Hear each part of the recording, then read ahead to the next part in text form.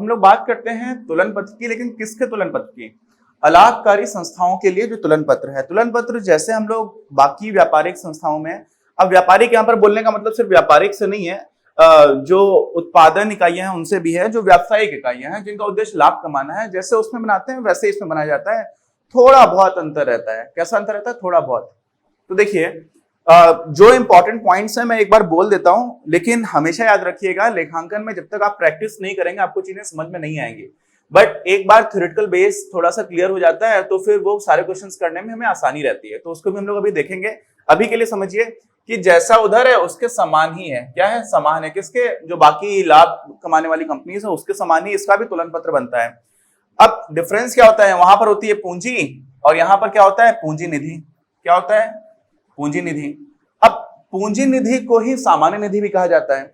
तो कैपिटल की जगह कैपिटल फंड होता है। वहां पर ओनर्स इक्विटी होती है, कैपिटल, जो भी मालिक है उसका जो भी पैसा लगा हुआ उसको हम लोग बोलते हैं कैपिटल।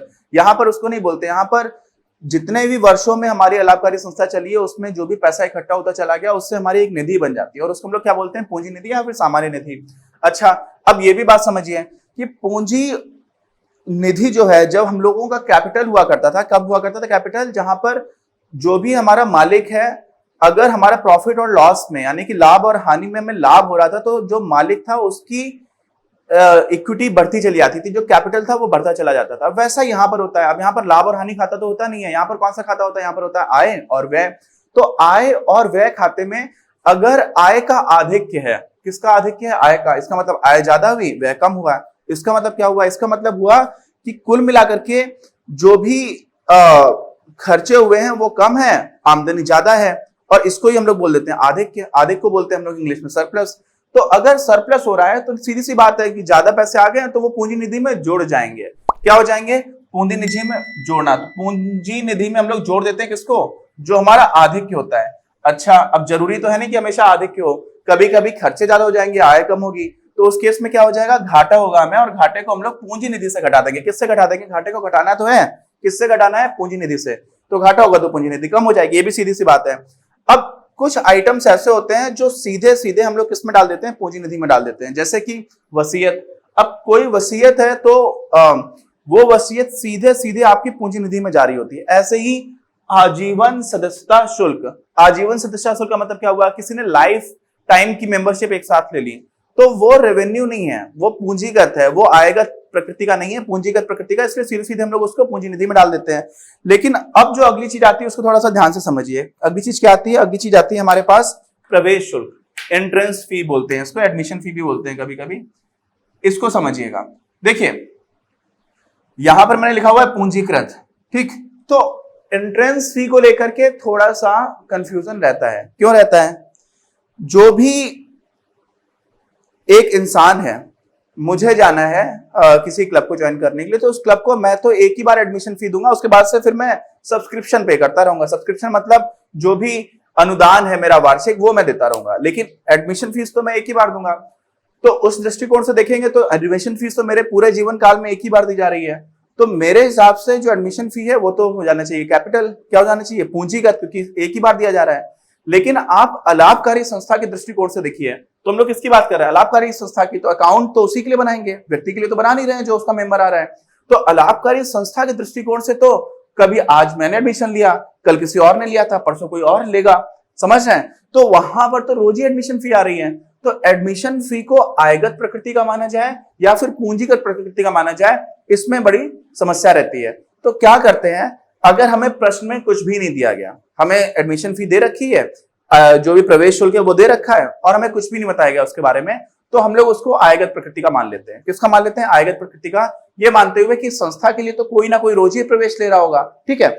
लेकिन अगर हमें बता दिया गया कि आयगत प्रकृति का नहीं है, हमें बता दिया गया कि जो भी आपका प्रवेश शुल्क है उसको 30% पूंजीकृत कर दीजिए। क्या कर दीजिए?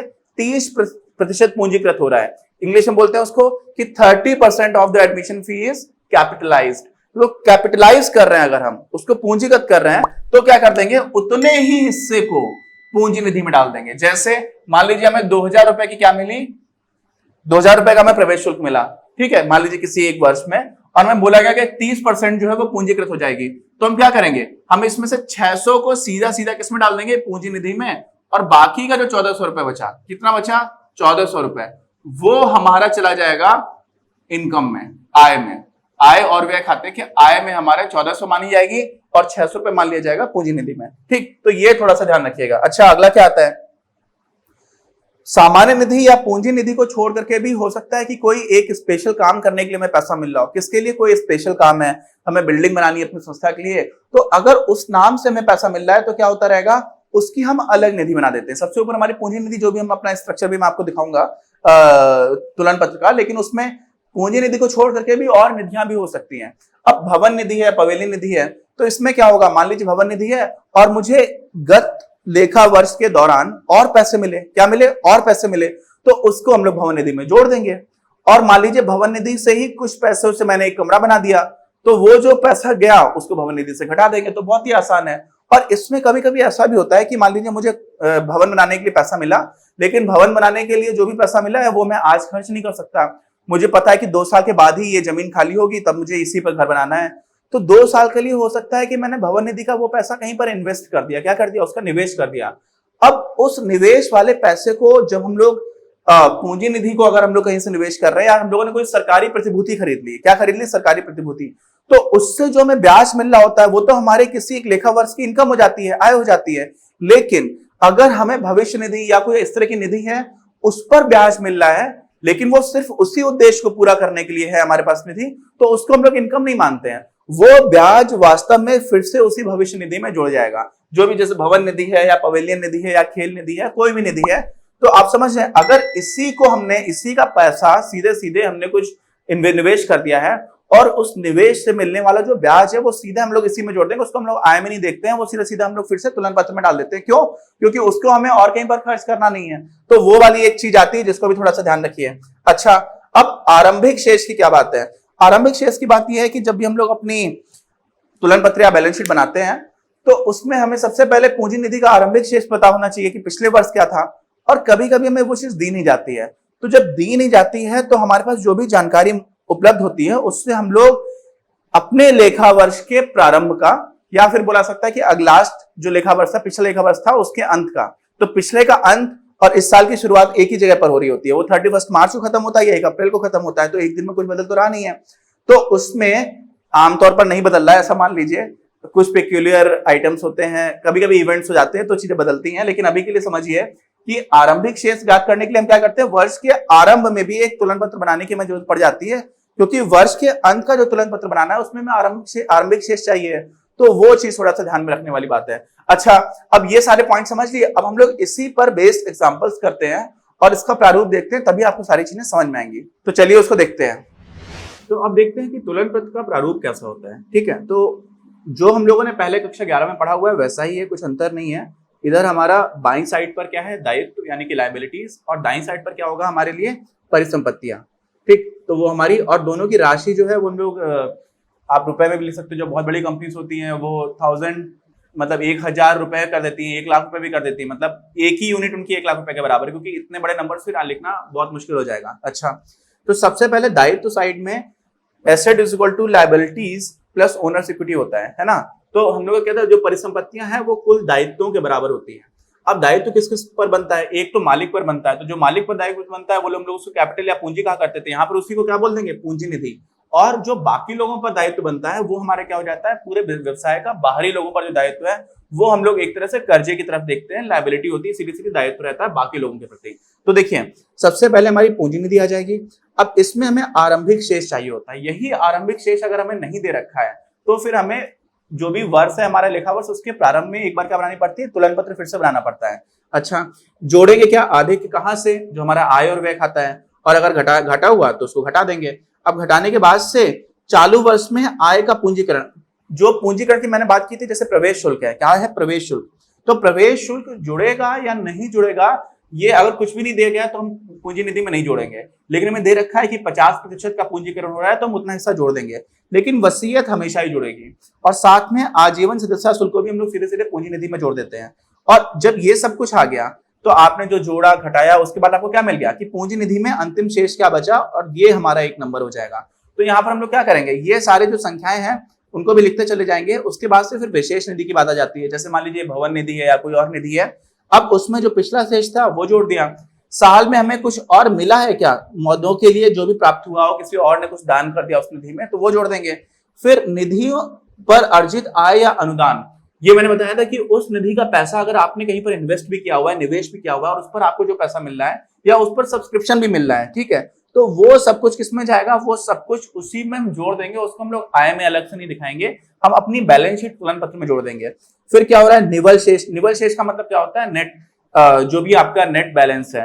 तो यहां पर आप ध्यान दीजिए कि ये जो एंट्री यहां पर इन्होंने दिखा रखी, यहाँ पे एंट्री नहीं होगी, सीधे सीधे निवल शेष जो है वहां पर एंट्री आएगी। तो ये किताब में एक और गलती है छोटी सी। अच्छा आगे चलते हैं, तो आगे चलेंगे तो क्या है कि फिर ये जितने भी आपको दिख रहे हैं, क्रय के लिए लेनदार और या पूर्ति, बैंक अधिविकर्ष, बैंक बकाया व्यय और अग्रिम प्राप्त आय। अग्रिम प्राप्त आय मतलब आपने पहले से किसी से पैसे ले लिए और आपको अभी सर्विस देना बाकी है, तो ये सारी चीजें क्या हो जाएगा, एक तरह का आपके ऊपर कर्जा है, एक तरह से ऋण है।